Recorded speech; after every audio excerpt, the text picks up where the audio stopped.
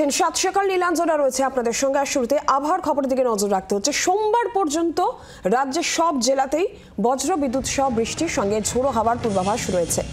গত 10 বছরে কলকাতায় গতকালের রাত ছিল মে মাসের শীতলতম রাত এবং সোমবার পর্যন্ত সব জেলাতেই এইরকমভাবে বজ্র বিদ্যুৎ সহ বৃষ্টির পূর্বাভাস থাকছে। আর কি পূর্বাভাস হাওয়া অফিস দিচ্ছে বিস্তারিত জানাবেন অয়ন ঘোষাল রয়েছেন আমাদের সঙ্গে প্রতিনিধি। অয়ন, কি জানা যাচ্ছে হাওয়া অফিস আর কি বলছে?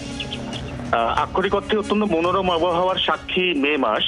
1 মে গতকাল রাত মে মাসের নিরিখে বিগত 10 বছরের মধ্যে কলকাতা ছিল শীতলতম, যেখানে রাতের তাপমাত্রা স্বাভাবিকের থেকে প্রায় 5 ডিগ্রি কম ছিল। অতীতে সচরাচর এই অভিজ্ঞতার সাক্ষী থাকেনি কলকাতা বা দক্ষিণবঙ্গ। এবং আলিপুর আবহাওয়া দপ্তর আশ্বস্ত করে জানাচ্ছে আগামী অন্তত মঙ্গল বুধবার পর্যন্ত ঘুরিয়ে ফিরিয়ে দক্ষিণবঙ্গের বিভিন্ন জেলাতে বজ্রবিদ্যুৎ সহ বৃষ্টির পূর্বাভাস রয়েছে এবং একই সঙ্গে বৃষ্টি পেতে পারে উত্তরবঙ্গের একাধিক জেলা।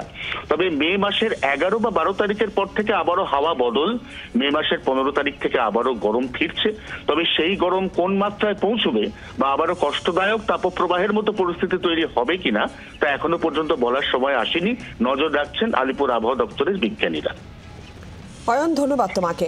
আপাতত তাপমাত্রা বৃদ্ধির বেশি আশঙ্কা নেই। মনোরম আবহাওয়ায় কাটবে প্রথম সপ্তাহ মে মাসের। আর গতকালের পর আজ বাঁকুড়া, ঝাড়গ্রাম, পশ্চিম মেদিনীপুরে বজ্রবিদ্যুৎ সহ বৃষ্টির সম্ভাবনা থাকছে এবং সন্ধ্যায় কলকাতাতেও বৃষ্টির পূর্বাভাস রয়েছে। আর উত্তরবঙ্গের ক্ষেত্রে দার্জিলিং, কালিম্পং, জলপাইগুড়িতে বৃষ্টির পূর্বাভাস থাকছে। শনিবার সব জেলায় বজ্রবিদ্যুৎ সহ বৃষ্টির সঙ্গে 30 থেকে 40 কিলোমিটার বেগে প্রতি ঘন্টায় ঝোড়ো হাওয়া পূর্বাভাস। অর্থাৎ সোমবার পর্যন্ত রাজ্যের সব জেলাতেই বজ্রবিদ্যুৎ সহ বৃষ্টি। বাংলার আওয়াজ, বাঙালির আবেগ, জি 24 ঘন্টা।